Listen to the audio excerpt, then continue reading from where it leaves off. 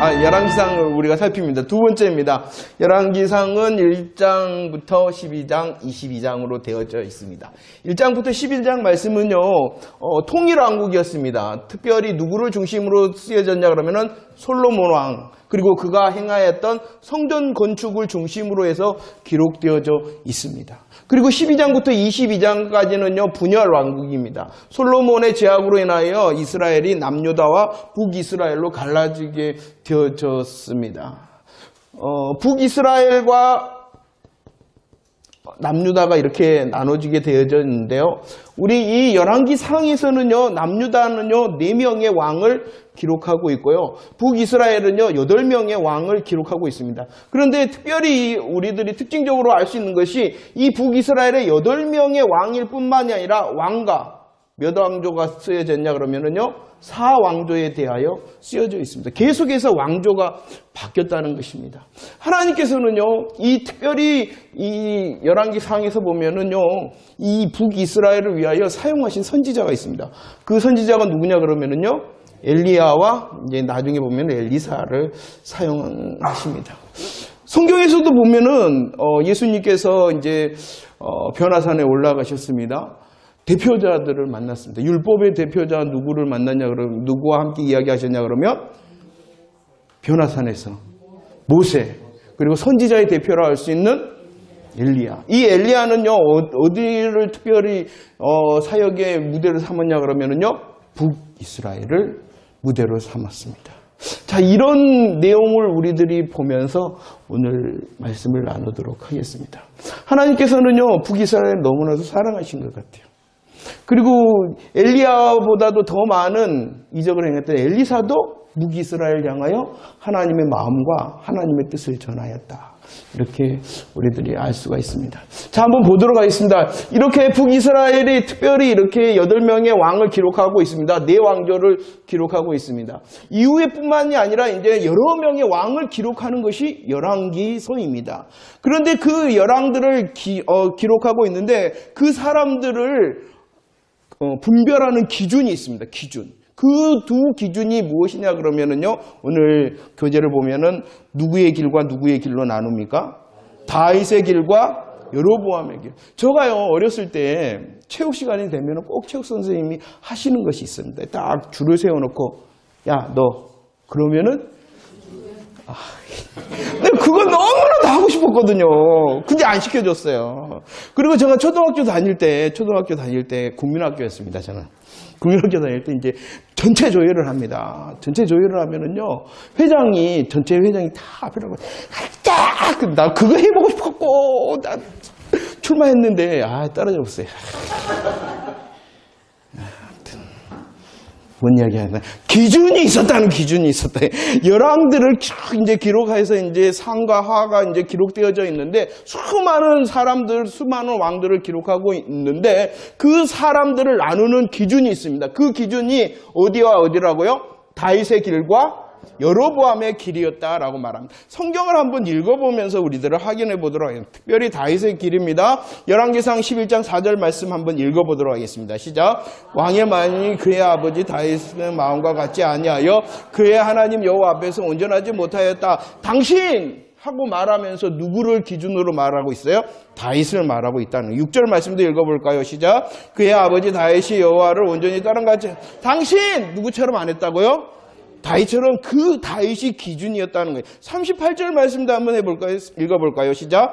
내 종 다윗이 행한 같이 내 율례와 명령을 지키며 내가 너와 함께 다윗을 위하여 세운 것 같이 너를 위하여 건강한 집을 세우고 이스라엘 내게. 당신 누구처럼 해야 된다고 말하고 있어요?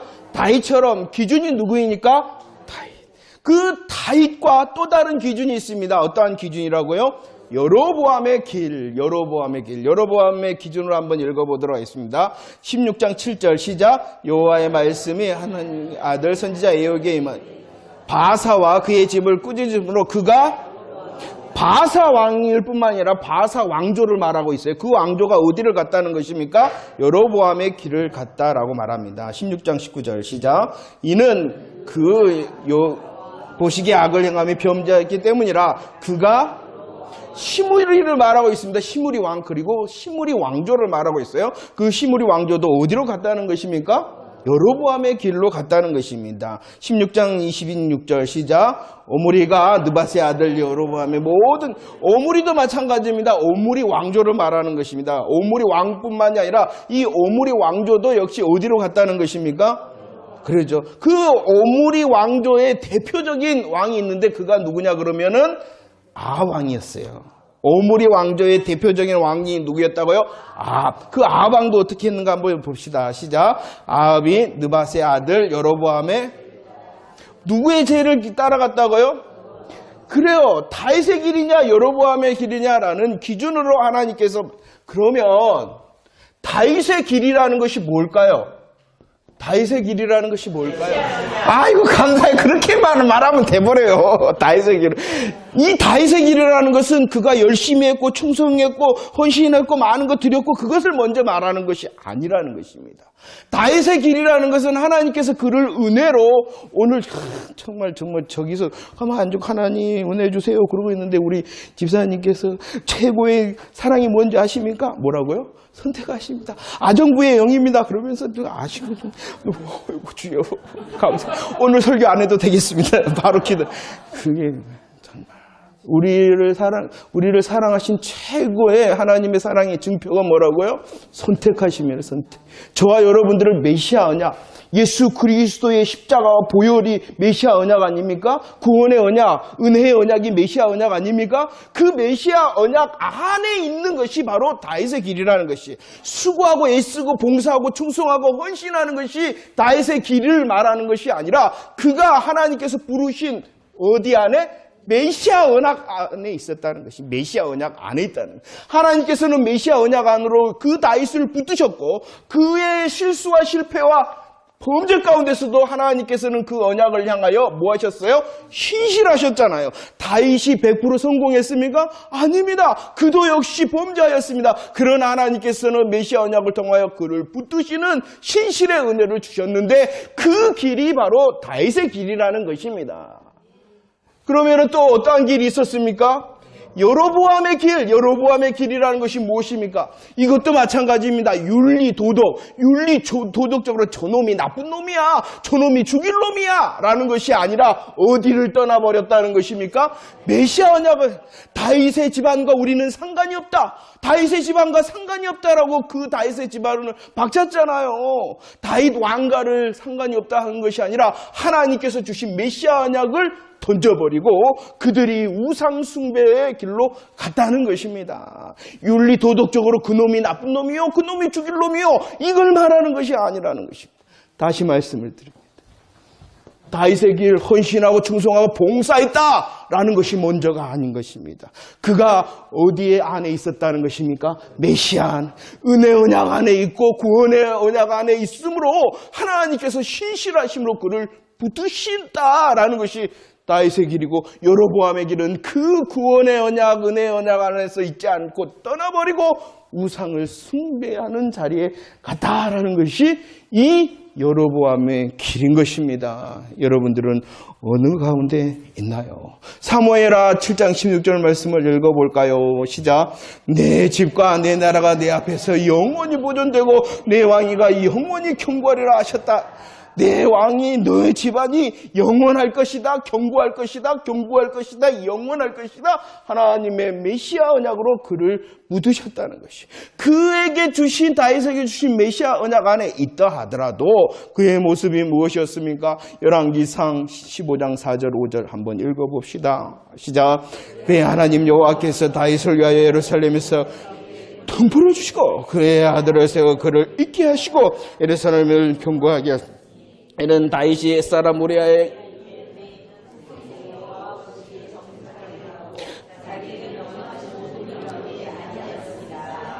참, 하나님은요 깍지깍지 꽁깍지가 낀 것 같습니다. 다윗을 보면은요 이 일 몇 개 좀 범죄하지 않았나요? 더 많은 수많은 실수와 실패와 범죄가 있는데 우리 하나님께서는 다윗을 보실 때 깍지깍지 복음의 콩깍지로 보시는 것 같아요. 다윗뿐만이 아닙니다. 특별히 신약에 넘어가면은요, 많은 선진들이 있는 히브리서 11장 말씀에 보면 그들은요, 실수하고 실패하고 아주 큰 제약이 있으나 그들을 하나님께서 복음의 반열로 옮기시고 복음의 선진이라 이렇게 말씀하셨다는 것이죠. 왜 그랬을까요? 깍지깍지 복음의 콩깍지로 그들을 보았기 때문이라는 것입니다.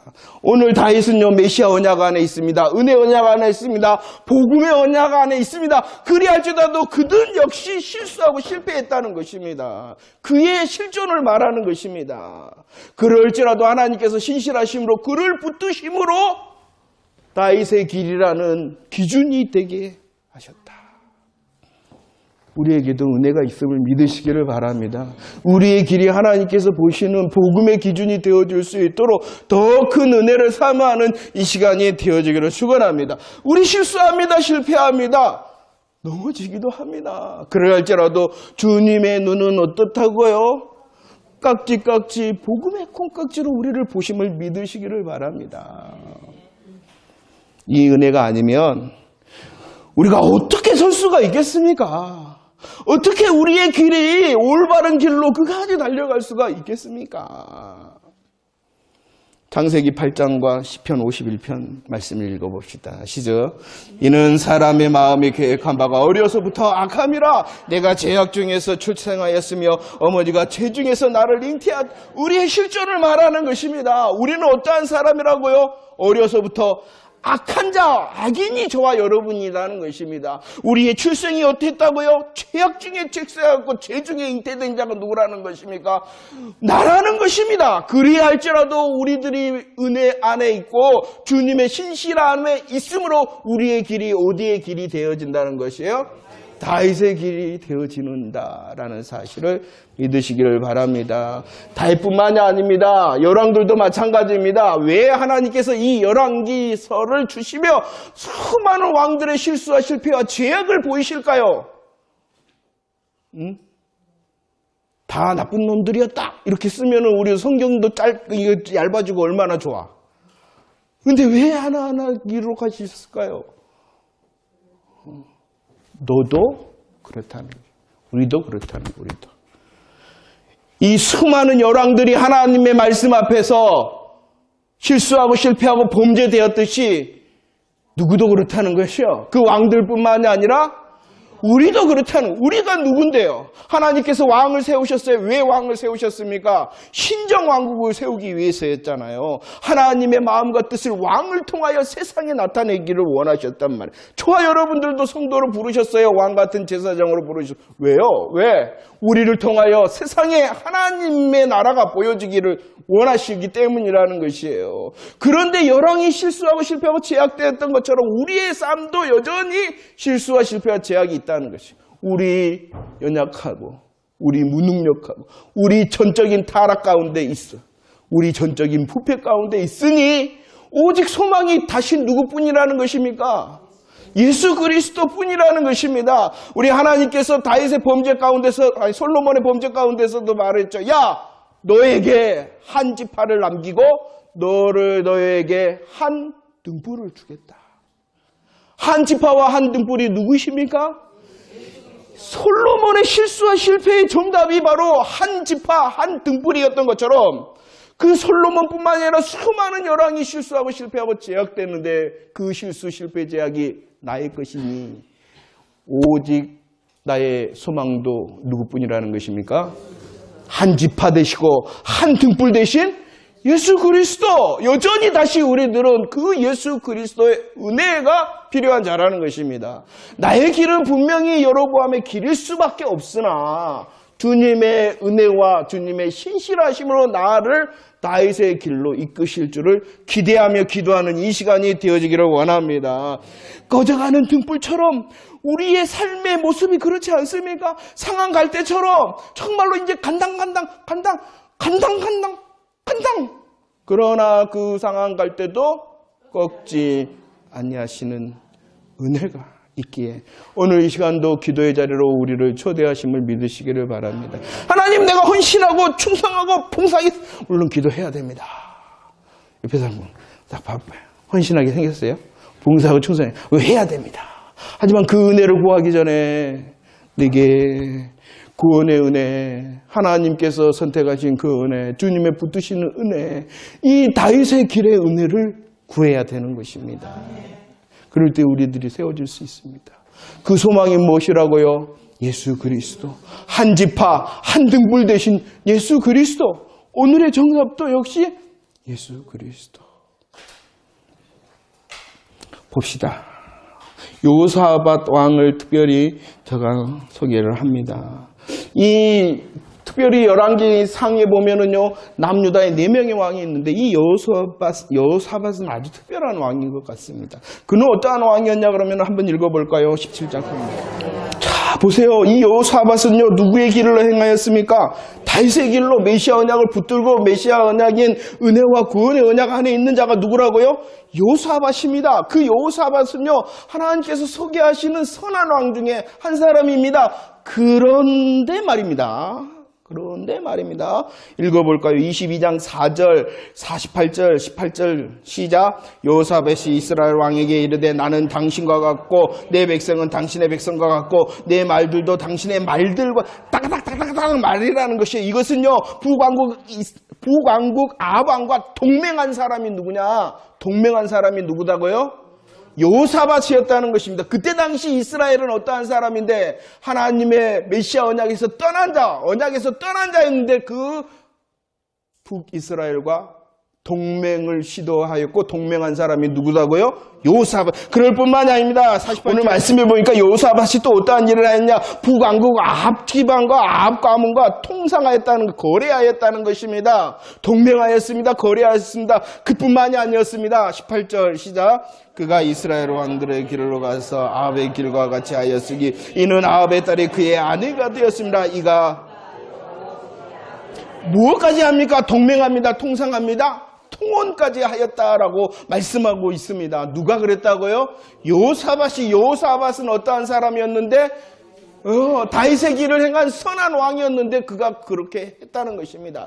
특별히 이 여호사밧은요, 며느리를 맞았어요. 며느리. 여호사밧의 아들이 누구였냐 그러면은요, 요람이라는 왕입니다. 이 요람의 왕의 짝을 구했는데 누구를 구했냐 그러면은요, 아달랴라는 공주를 이 아달랴라는 공주가 누구의 딸이었냐 그러면은요, 아합의 아내가 누구예요?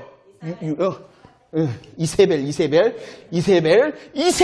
딸이었다는 것입니다. 그리고 이 요람의 아들이 있어요.